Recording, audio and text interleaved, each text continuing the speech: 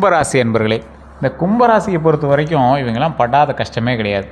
கஷ்டத்திற்கு பேர் போன ராசி இந்த கும்பராசி. சனி பகவான் தான் உங்களுக்கு அதிபதி. காற்று தத்துவ ராசி, காற்று எலமெண்ட், ஏர் எலமெண்ட்னு சொல்லுவாங்களா, அந்த மாதிரி ராசி நீங்கள். உங்களுடைய குணாதிசயங்கள் மற்றவர்களிடமிருந்து ரொம்ப வேறுபட்டு இருக்கும். அமைதியாக எல்லாத்தையும் காரியம் சாதிக்கக்கூடிய ஒரு ராசி. கும்பராசியில் பொறுத்தவங்க படாத கஷ்டமே கிடையாது. ரொம்ப கஷ்டப்படுவாங்க. அது மட்டும் இல்லாமல் தற்போதைய நிலைமை எப்படி சில கேள்விகளும் உங்களோட மைண்டில் ஓடிட்டுருக்கும்.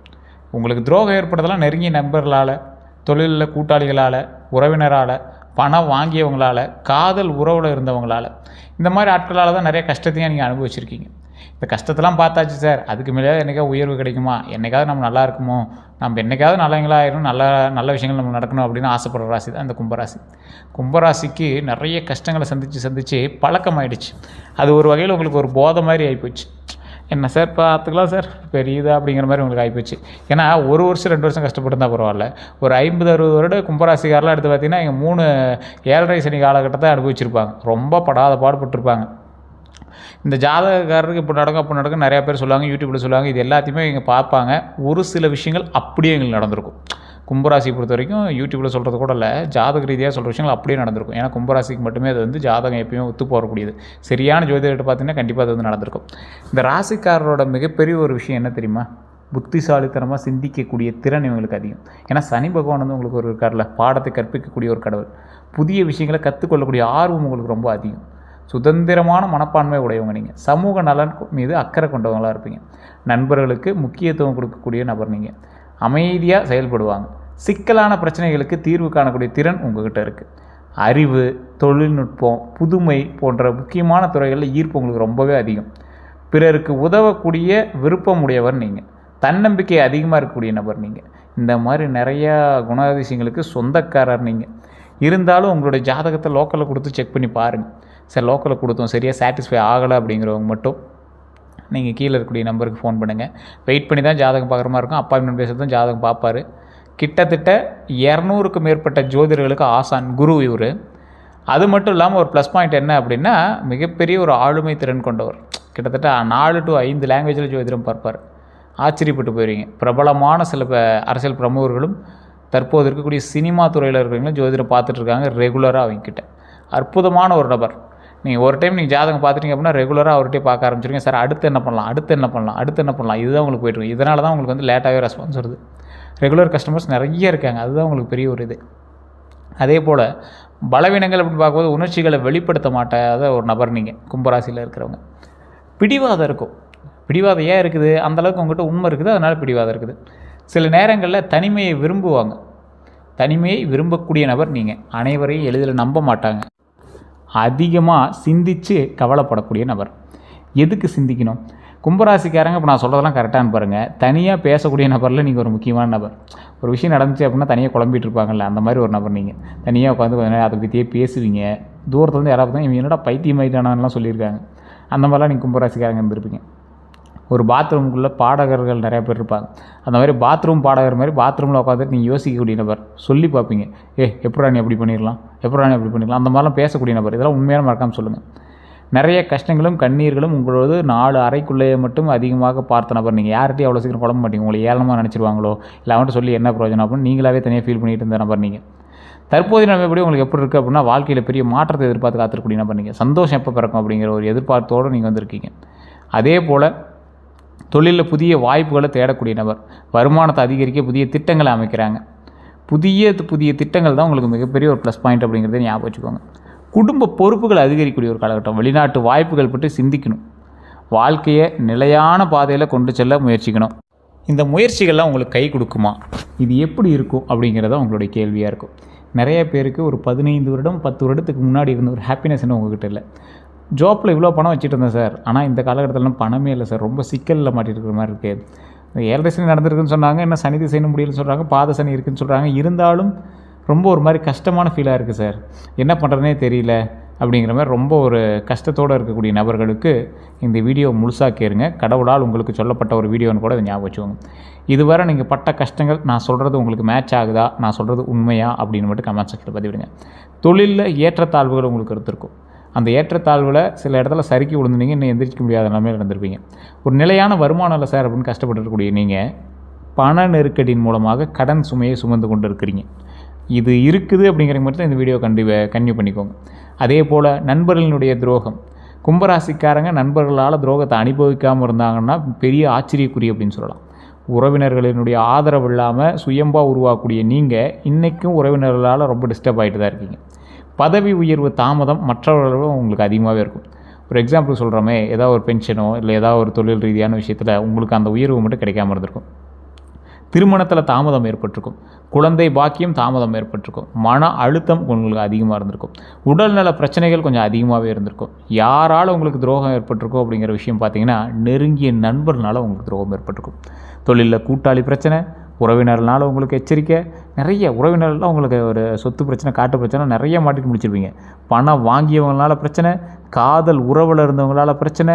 கும்பராசிக்காரங்க வெளியில் கட்டாயம் மனதிற்குள்ள காயங்களை வைத்து கொண்டு இருக்கக்கூடிய நபர். ஒரு ஒரு ஒரு பெரிய ஒரு துரோகம் நடந்துச்சுன்னா கூட மைல்டாக சிரிச்சிட்டே போயிருப்பீங்க. அந்த மாதிரி ஒரு நபர் நீங்கள். வெளியவே காட்ட மாட்டீங்க அந்த விஷயத்தை. தமிழ் புத்தாண்டின்படி 2026 தமிழ் புத்தாண்டு நடந்த ஒரு 2-3 மாதம் ஆக போகுது. இருந்துமே புதிய வேலைவாய்ப்பு உங்களுக்கு உருவாகும் அப்படின்னு சொல்லியிருந்தாங்க. நல்லது நடக்க போகுது அப்படிங்கிறது ஒரு வாய்ப்பு இருக்குது. கும்பராசிக்கு இந்த வாய்ப்புலாம் இருக்குது. இது தட்டி கழிஞ்சிருக்கு அப்படின்னா உங்களுடைய ஜாதக ரீதியான விஷயத்தில் தான் ஏதோ ஒரு பிரச்சனை இருந்திருக்கு அப்படின்னு அர்த்தம். புதிய வேலைவாய்ப்பு உண்டாக இருந்திருக்கணும். இல்லை சார் தள்ளி கடிச்சிருக்கு அப்படின்னா கொஞ்சம் கீழே சொல்லுங்கள். தொழிலில் முன்னேற்றம் ஏற்பட்டுருக்கணும், வருமான உயர்வு ஏற்பட்டுருக்கணும், வெளிநாட்டு வாய்ப்பு ஏற்பட்டுருக்கணும். இதெல்லாம் நடக்கலை அப்படின்னா கமெண்ட் செக்ஷனில் மறக்காமல் பதிவிடுங்க. புதிய வியாபாரம், வீடு வாங்கக்கூடிய வாய்ப்பு உண்டாயிருக்கணும், வாகனம் வாங்கக்கூடிய யோகம் உண்டாயிருக்கணும், சமூக மரியாதை அதிகரிச்சிருக்கணும், நீண்ட நாள் கனவுகள் நினைவாயிருக்கணும். இந்த பிரச்சனைகள், இந்த நல்லது எதுவுமே நடக்காது சார், பிரச்சனை மட்டும்தான் இந்த விஷயத்தில் நடந்திருக்கு அப்படின்னா தசாபுத்தி உங்களுக்கு வேறு எங்கேயோ ஒரு சர்க்கிளில் கொடுத்துருக்குன்னு அர்த்தம். அந்த சர்க்கிள்களும் உங்களுக்கு எந்தளவுக்கு இருந்திருக்கு, அது எதனால் நடந்திருக்கு அப்படிங்கிறத பார்க்கணும். இதற்கு பின்னாடி குரு பயிற்சின்னு ஒன்று வந்தது. நிறைய பேர் நீங்களாம் பார்த்தீங்களா என்னன்னு தெரியல. குரு பயிற்சியில் நல்ல ஆதரவு கிடைக்கக்கூடிய ஒரு காலகட்டமாக சில விஷயங்கள் நடந்தது. பதவி உயர்வு ஏற்பட்டிருக்கணும். கரெக்டாக குரு பயிற்சி உங்களுக்கு வேலை செஞ்சுருந்தா சொல்கிறேன். சம்பள உயர்வு ஏற்பட்டிருக்கணும், தொழிலில் விரிவாக்கம் ஏற்பட்டிருக்கணும், திருமண யோகம் ஏற்பட்டிருக்கணும், குழந்தை பாக்கியம் உண்டாயிருக்கணும், உயர் கல்வி வாய்ப்பு உண்டாயிருக்கணும், குடும்ப அமைதி உண்டாயிருக்கணும், ஆன்மீக வளர்ச்சி உண்டாயிருக்கணும். இல்லை சார் இந்த எந்த விஷயமே நடக்கலை சார் குரு பயிற்சியில் அப்படின்னு கேட்டிங்கன்னா, கடவுள் உங்கள் மீது கருணை காட்டலை இன்னும் அப்படின்னு அர்த்தம். கடவுள் உங்கள் மீது கருணை காட்டியிருந்தார் அப்படின்னா, குரு பயிற்சி உங்களுக்கு சாதகமாக அமைஞ்சது அப்படின்னா நீங்கள் என்ன தெரியுமா செய்யணும்? வியாழக்கிழமை குரு பகவான் வழிபாடு. ஏன்னா குரு பகவான் உங்களுக்கு கட்டாயம் நல்லா செஞ்சே ஆகணும், செய்வார். வியாழக்கிழமை குரு பகவான் வழிபாடு. மஞ்சள் நிற ஆடை அணிஞ்சு குரு பகவான்ட்டு போய் வழிபடுங்க. இல்லைனா மஞ்சள் கலர் கட்சி போய் கையில் வச்சுருக்கேன். கடலைப்பருப்பு தானம் ஒரு 10 பேருக்கு சாப்பாடு ஆகிற மாதிரி, ஒரு குழம்புக்கு ஆகிற மாதிரி ஒரு கடலைப்பருப்பு ஏதாவது ஒரு இடத்துல நீங்கள் வாங்கி கொடுத்தீங்கன்னா ரொம்ப நல்லது. அன்னதானம் ஒரு 5 பேருக்கு நீங்கள் பண்ணிங்கன்னா கூட போதும். ஆசிரியர்களுக்கு மரியாதை தரணும். இது நிறையா பேருக்கு சொல்கிறது தான். குரு பயிற்சி உங்களுக்கு நடந்துகிட்ருக்கு, நல்லதாக இருக்குது அப்படின்னா கண்டிப்பாக ஆசிரியர்களுக்கு மரியாதை கொடுங்க. தட்சிணாமூர்த்தி வழிபாடு. தட்சிணாமூர்த்தி வழிபாடு பண்ணால் தடைகள் நிவர்த்தி ஆகும். குரு பயிற்சி உங்களுக்கு நான் செய்ய வேண்டிய நன்மைகள் நடக்கும்.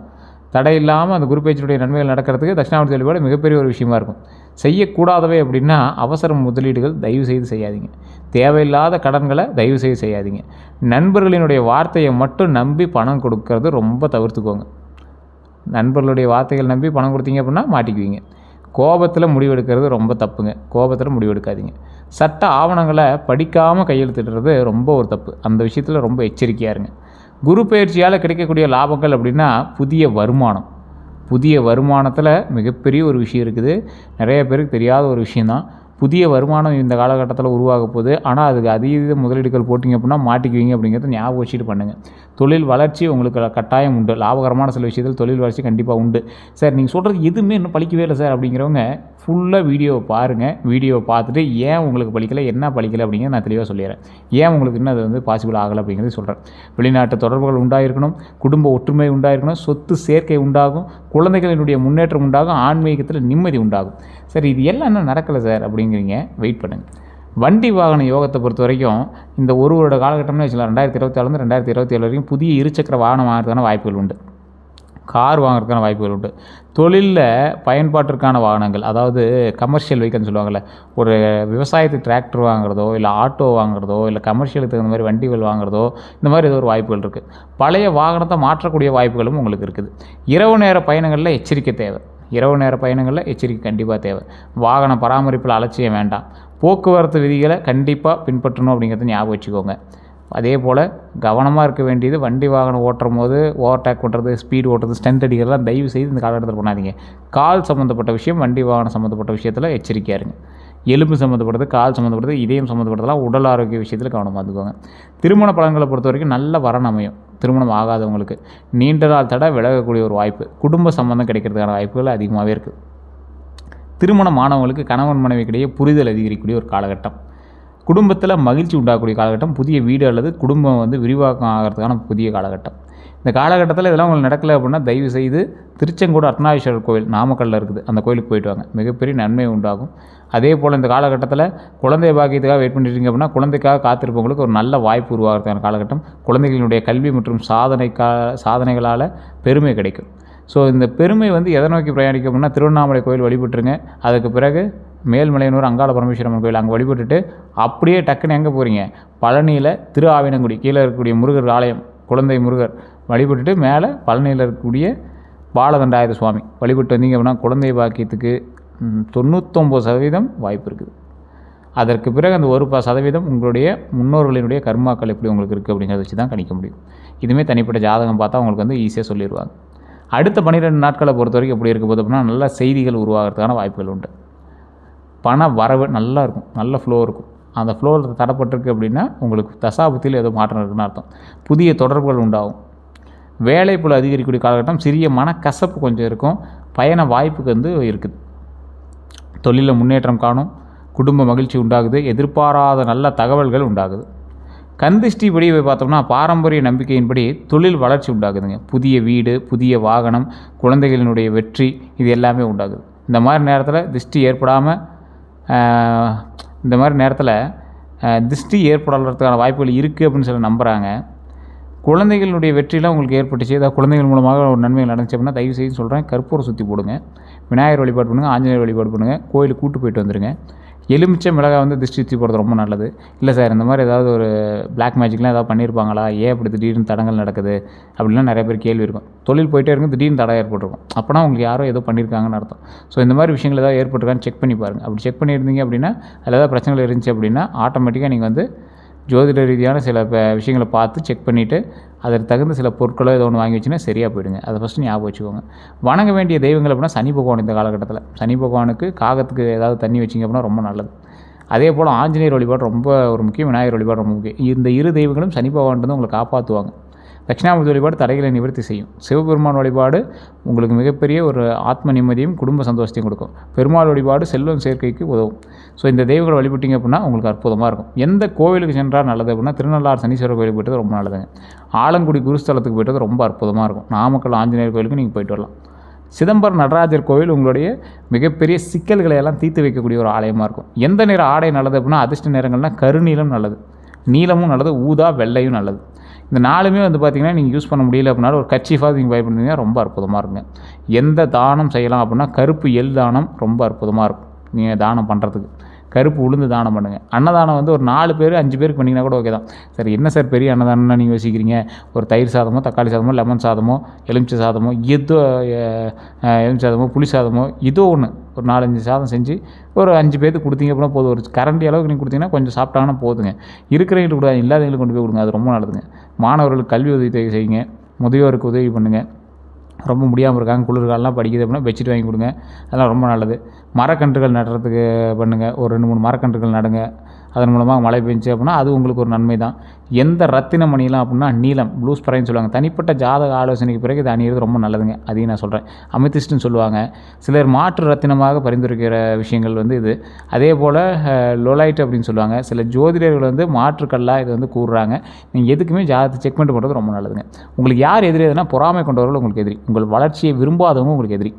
தனிமையாக பேசி உங்கள்கிட்ட இனிமையாக பேசி பின்னாடி போய் குறை கூறுறவங்க ரொம்ப உங்களுக்கு எதிரிங்க.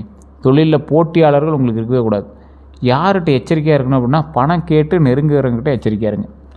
போலி முதலீடு திட்டங்களை சொல்லுவாங்க. இதில் போட்டால் பணம் வந்துச்சு, அதில் போட்டால் பணம் வந்துச்சு, இந்த லேண்டில் போடு, திடீர்னு டாக்குமெண்ட்லாம் செக்கே பண்ணாமல் இந்த லேண்டில் போடு, கோடிக்கணக்கில் எல்லாம் அந்த மாதிரி ரொம்ப எச்சரிக்கையாக இருங்க.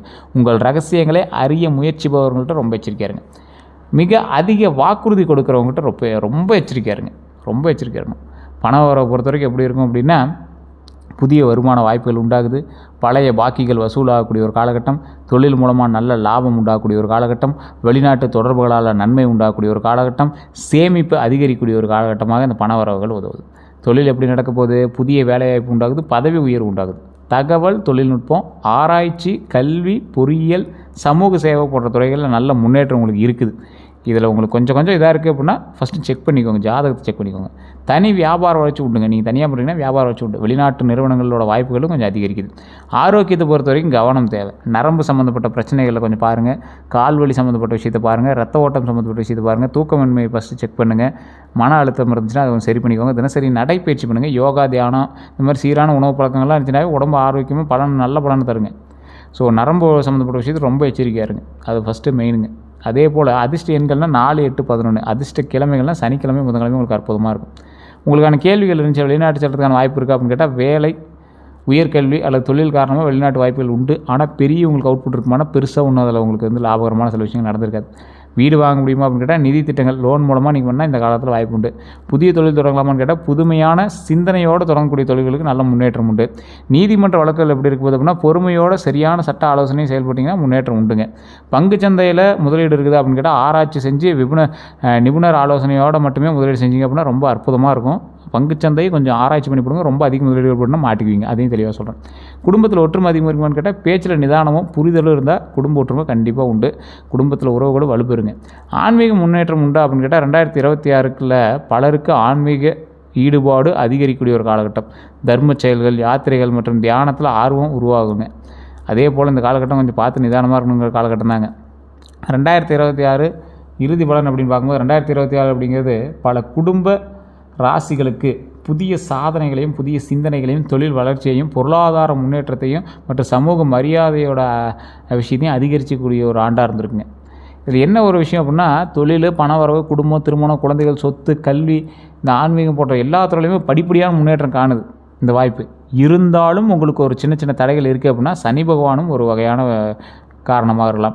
சனி பகவானுடைய பொறுமையும் ஒழுக்கத்தையும் கடைபிடிச்சு குருவினுடைய அருளை நாடி திட்டமிட்டு செயல்பட்டீங்க அப்படின்னா, நீண்ட காலமாக எதிர்பார்த்த பல நல்ல மாற்றங்களை இந்த ஆண்டிலேருந்தே அனுபவிக்கிறதுக்கான வாய்ப்புகள் உங்களுக்கு அதிகரிக்குங்க.